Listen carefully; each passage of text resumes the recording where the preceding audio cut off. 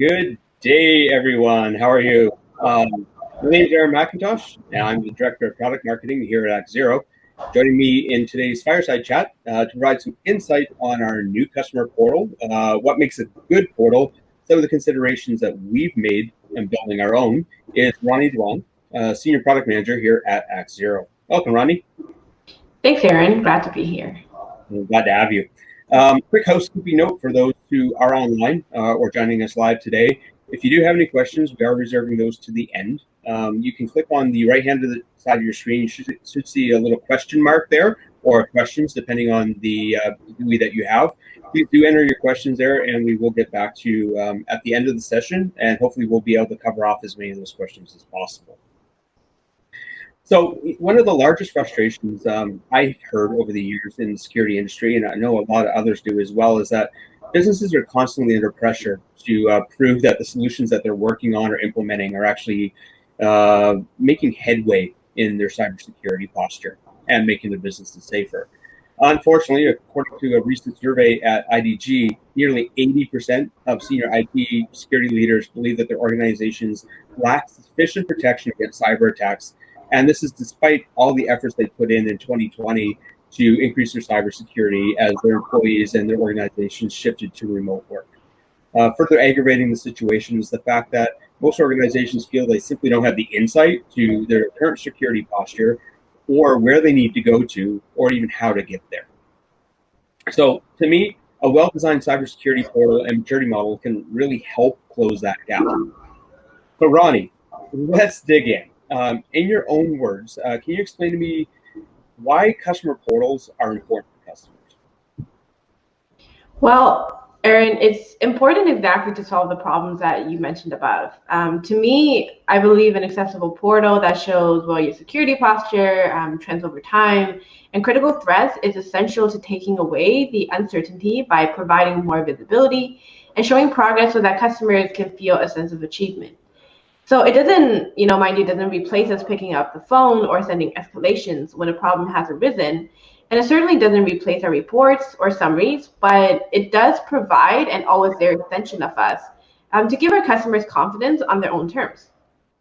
So, to answer your question, in summary, I believe customers are looking for confidence and, security and cybersecurity, pun intended. Yeah, this is kind of true, right? So what was the process in building our own customer portal? I know this is something we launched publicly. We just announced it the last couple of days.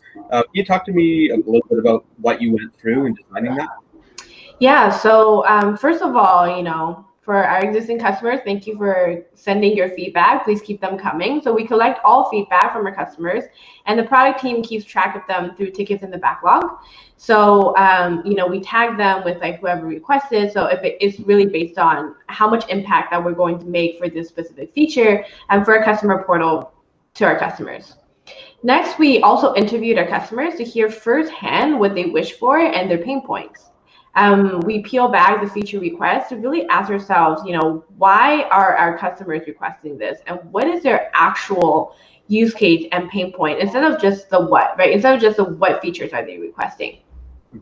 So then, using this approach, we actually consolidated the needs and drivers of our customers to come up with a general framework to guide our feature decisions for the portal.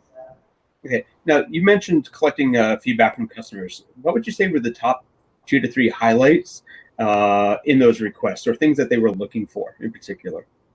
Yeah, so I'm going to go through, I guess, a couple of the interesting ones that I found. So we interviewed customers on their likes and dislikes, and 2 very interesting things came up. So number 1 being our hygiene score, and number 2 around, the process that they have in addressing vulnerabilities.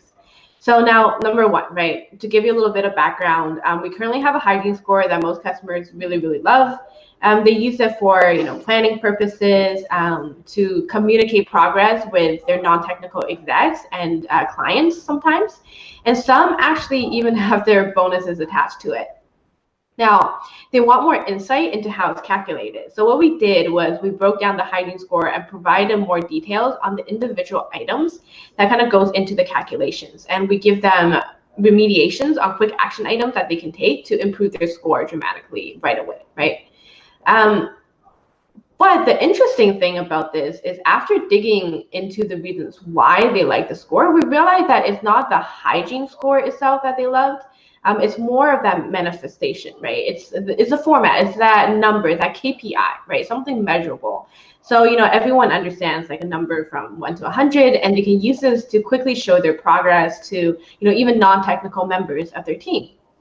Right, so as a result from this insight, we created more KPIs in the new report, explanations and targets for each of our sections. So you have a number and you say, hey, if you're at 80%, you should actually reach 90%, right? So this gives them something actionable right away. Now, the second thing that was very interesting is how our customers approach addressing vulnerabilities.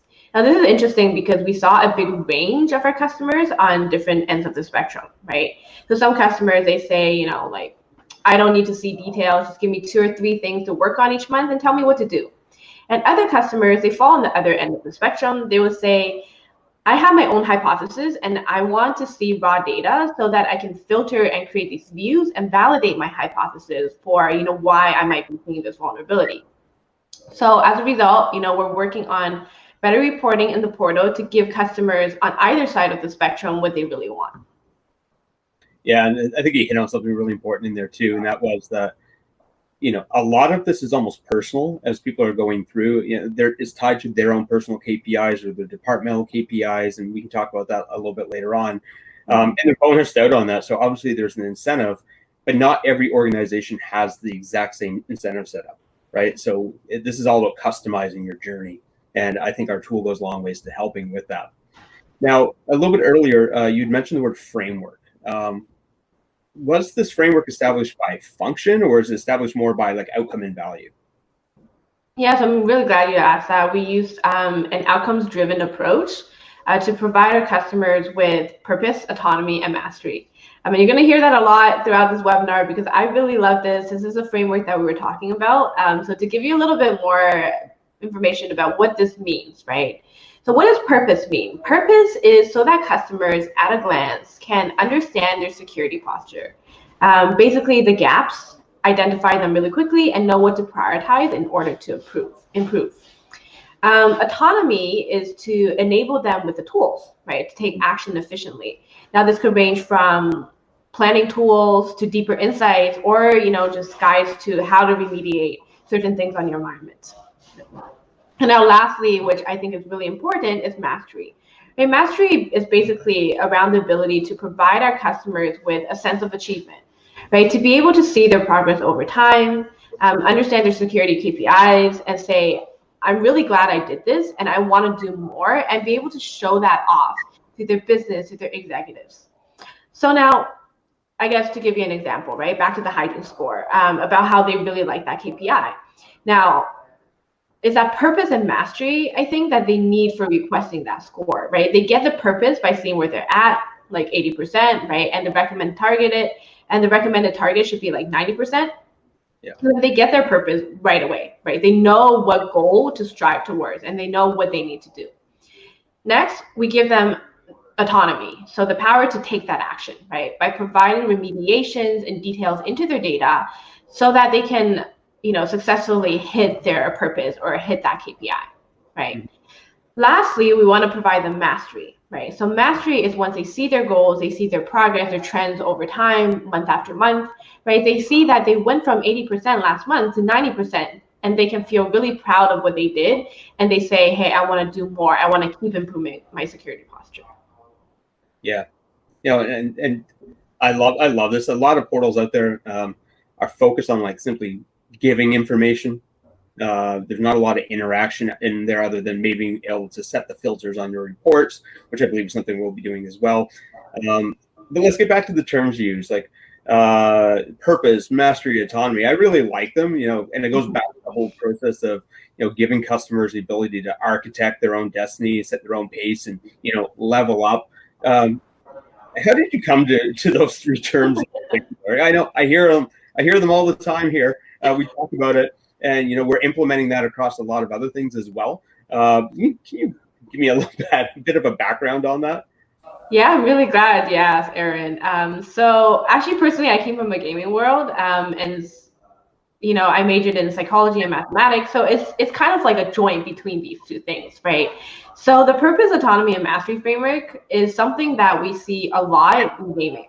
And I could go on forever about this because super passionate. I'm super passionate about it. But any good games fundamentally needs these three things in order to motivate their players to, as I said, keep leveling up and progress, right? Now, in psychology, we can see this applied to intrinsic motivations of an individual. And I truly believe that security is no different. And I've applied this to different industries before as well. And we can see that it works, right? So we see a lot of KPIs in security, right? Such as incident response time, detection time, etc. And, mind you, we do use these internally as KPIs to measure our machine learning models. But, that's what they are, right? Metrics to measure machines and models. And I believe humans need something else. So they need a sense of fulfillment, right? That intrinsic motivation. And that's what we aim to provide to our customers. Now, everything else is a means to an end. The tooling is definitely important, and we also have that, and they can definitely use that to get there, right? That autonomy. But, it's that purpose and mastery that I think a lot of the other portals are lacking that we really want to provide to our customers, right? So so we give them a sense of purpose at the end of the day, and we want to help them answer, how safe am I? Right? Am I protected against these biggest, baddest threats out there? How do I compare? What do I do next? Right? We aim to help them sleep just a little bit better at night. And we want them to continuously improve with us. That's one of our core values. We want to provide them with a sense of achievement, of mastery, of feeling proud of the progress that they've made with us. Yeah, and that's absolutely critical. I mean, in order to continue use as well, we need to make sure it's easy to use, friendly, people are getting the value out of it. So in terms of value, let's talk, switch gears a little bit. And let's talk about the functionality within the portal itself. Like, how is that laid out? What are the different things that customers will see when they go in? Yeah, so drawing from that framework I mentioned earlier, right? We have an overview dashboard to provide customers with a sense of their security posture and purpose. So that's the purpose I was talking about. Included in the service is also a report which customers can download to learn more about the security posture. And then within that, we provide action items, right? Whether that's security controls to implement or specific remediations to address for their environment. And then lastly, we have a maturity model section to help customers understand, how different security perspectives such as threat, compliance requirements, MITRE are mapped to their security posture. As of today, the maturity model focuses mainly on a compliance perspective. So customers are able to view different compliance frameworks and prepare for audits in our portal. We provide a view where customers can see their progress and as they make improvements. Yeah, and the maturity model is really close to my heart, as you're more than aware. So I want to dig into that in a bit, but let's dig into the other two functions for right now. Starting with the dashboard. Tell me a bit about what the customers will see in there when they go in. What's that experience going to look like for them? Yeah, so once they log in the customer dashboard, they see that right away. It consists of high-level metrics such as events monitored, incidents detected, and incidents escalated. Mm-hmm. So what this means is here's everything that's going on in your environment. Here are potential risks, and here are the ones that you should actually care about. So customers can also see a trend graph, to understand their security posture over time, whether they've improved. And then within the customer dashboard, there's also a section where you can see, specific action items. So the ones that you should really care about, right? The ones that you should address right away. And you can always get help from us by responding to these tickets. Yeah. Now, in terms of some of the types of incidents in there, does it break it down by type of attacks come in? Like we detected a ransomware attack, it was a malware injection, it was an account takeover, and how far does that history go back? Is this something we'll see a trend graph for? Yeah. So to answer your question, how far does the information go back? So right now, 30 days, right? So we chose this time frame because during our interviews, when we interviewed the customer, some of our customers said, even when we do give them 5 to 6 remediations every month, they say, hey, I don't know where to start, right? How sometimes you have so much housework to do and you're like, which one should I do first, right? So we don't want to overwhelm them. So every 30 days, these are the ones that are still open, right? That still need your attention, and you should really focus on these first, right? As for the incidents, we categorize it based on the priority instead. So, if it's high, critical, and this based on our detections, right? So this way, also, it gives you a sense of purpose, prioritization, so you can address the critical ones first, and then get to the high and the medium and the low. Yeah, that makes sense. So let's switch gears a little bit. I know reporting is close to dashboard, but it does have its nuances as well. So what type of details will the customer get in the reporting section? Yeah, so in the report, we have KPIs and targets, right? So it tells you, so it's split up into 5 sections currently. So basically an executive summary that you can share with like your execs, right? Your vulnerabilities, hygiene, network, and endpoints. In each of these sections, we have a new report that we're working on in beta testing. But in each of these sections, we have KPIs, and a description of what these mean and why these are targets, right? How this will impact your business, why this is important from a security perspective, and where you're at versus what your target should be. Now, there is also graphs to indicate the high-level overview. So that purpose, right? This helps our customers quickly identify the gaps in each section. And then there's prioritized action items to continuously improve each section. And we also have, trends over time to, the mastery portion, right, to see how you've improved over time. And lastly, there's a dedicated guide from ActZero to walk the customer through this report, give recommendations, answer any questions that they might have. And of course, you can reach us anytime by email or phone as well. Okay, and you mentioned hygiene reports. I know there's across our competitors, across the security industry space, there's lots of definitions of cybersecurity hygiene. Can you give me a little bit more insight on what we've included? Yeah, so our hygiene score is compiled of, a variety of different things that will usually go into a hygiene score. So there's encryption, there's password policy, right? It's based on best practices from, certain frameworks that we draw out of, like CMMC and CIS, for example. Yeah, thank you. Now, I mentioned it before, I'm really excited about the maturity model. I've been a long-time proponent of giving something to customers that can kind of help them along their journey. Our slogan is cover more ground, and part of that is helping you get through those nooks and crannies that you don't necessarily see on your cybersecurity journey. So can you give the audience the scoop on our model, what it is, what it allows them to do, and how you've implemented it into the portal?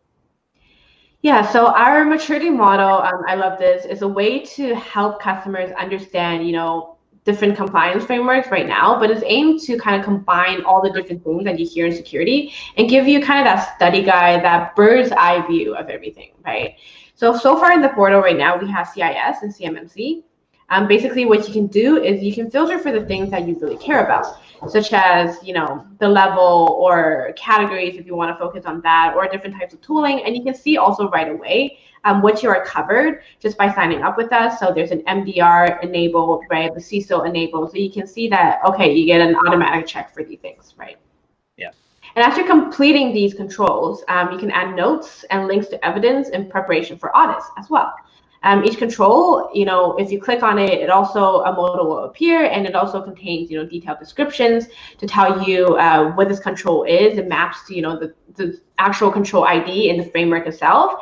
And there's tags and a guide to help you complete them. Cool. And I know, I think the question is probably going to come up if it hasn't already. Some of our small businesses or medium-sized, they may not necessarily be focused on a compliance. They're hearing words like CMMC going, I'm not a defense contractor. PCI DSS, I don't have to really worry about that in my line of business, or HIPAA. I'm not a healthcare provider or non-acute healthcare. So the big question is, what's in it for them? How do we use that model to help them along their journey? Yeah, so even if you don't care about a specific framework per se, right? But keep in mind these are designed to help you improve your security posture, right? So it's to help you decrease risk. And currently, what we're doing is we're mapping these controls to other, perspectives that you might care about, like the biggest, baddest threats that I was talking about, right? Like different things on the attack vector, right? Or MITRE, right? So the maturity model aims to bridge this gap between cybersecurity and compliance. So, even if you don't need to meet some certain compliance standard, you can still use the maturity model to filter for things that you care about, right? Different areas of your business, different tooling, and improve your security posture using this. Yeah, and I've talked to a couple of customers and people, friends of mine, peers in the industry, and we've been talking about the model a little bit. And they said, how do I know where I start? And, are you given a goal when you come in? And I've used the example of home security. Everybody locks their doors, or most people do, depending on where you live. But you don't necessarily think about everything else on your property. I'll use an example, like maybe you have a backyard shed where you keep your bikes and your paddle boards and your lawn gear. You don't think to lock it, right? It's behind the house. However, all of a sudden you hear in the news there's a recent spate of break-ins in your community and they're stealing bikes. So what do? You address it. You go, you put a lock on your shed, or you put a lock on. And so I think part of the model is that we actually have risk-based assessment in there as well, and we're constantly improving that. So I think that's the big part of the model, and I think that's the big part of the value as well. Is that as you look at the risk, you can then identify, what controls are associated with that risk. What do I need to do? And your priority can change. Your priority on day one may not be your priority 180 days in. So I think this model allows you that flexibility to change as your business operations change. Exactly. Yeah. Now, for those who are wondering, you may not be a customer right now, don't have access to that model. If you do want to kind of get a base score for where you are, we actually have a tool online right on our homepage at ActZero.ai. Simply click on Get My Maturity Score. It's a 2-minute survey based on all 350 plus controls in the model. The first survey is 10 questions. The second one's 32. You'll get a little bit more fidelity as you go through the process, but it'll give you a quick level of where your score is. Phone us up afterwards or contact us, and we'll walk you through in greater detail if you'd like, but that option is available to you out there as well. In terms of other things, I think we've hit on a lot, but I did want to ask you, that underlying question. I always ask this in the product marketing meetings as well, as what's next on the portal evolution, beyond what you said today. Yeah. So, if you are an existing customer, please keep sending the feedback in. So we've heard your feedback and we're working on more reporting and dashboard functionality. It's a much requested feature. We're going to be adding that to the portal soon. We also want to expand on the maturity model by adding, the different perspectives that I was talking about of cybersecurity that customers really care about, beyond just compliance, beyond just CMMC and CIS. Perfect. And for those who might be wondering, if they're not a customer yet, how do they get to see the portal in action? So, at the end, we'll leave you with some assets that you can take a sneak peek into our maturity model. And if you do want a sneak peek, so go to ActZero.ai for that maturity model sneak peek. You can get an assessment, like Aaron said, straight away. If you'd like to learn more about our portal, very, very easy. We're going to leave you with some assets, and just go to www.ActZero.ai. Again, that's www.ActZero.ai and request a demo, and someone will be more than happy to jump on and walk through the portal with you. Perfect. Thanks, Ronnie. We're at about 24 to 25 minutes in right now. We do have 2 questions that appears in the question section, so I'm going to get to those. I don't know who they're from, so hopefully, if we answer them for you, you're good. You can give us a thumbs up or something. So the first question is, who determines the priority of any recommendations provided by ActZero in the portal? I'm very glad you asked that because I get to talk about data-driven, one of our core values. So we take a very data-driven here and customer-centric approach here, and especially to prioritization. So like I mentioned before, all features are documented and tracked, right? They have tags on them to know how much impact they're going to make to our customers, how many people are requesting this. So all features need to be clear on the value and that outcome, right, that it delivers to our customers. Next, what we do is we assign Fibonacci numbers to each feature based on like the value it provides to our customers and the impact it makes to our KPIs. Mm-hmm. And then we have a prioritization system, which takes these inputs and automatically stack ranks the features. Now, the product team owns prioritization at the end of the day, and we use the system as our guideline in determining what's coming next.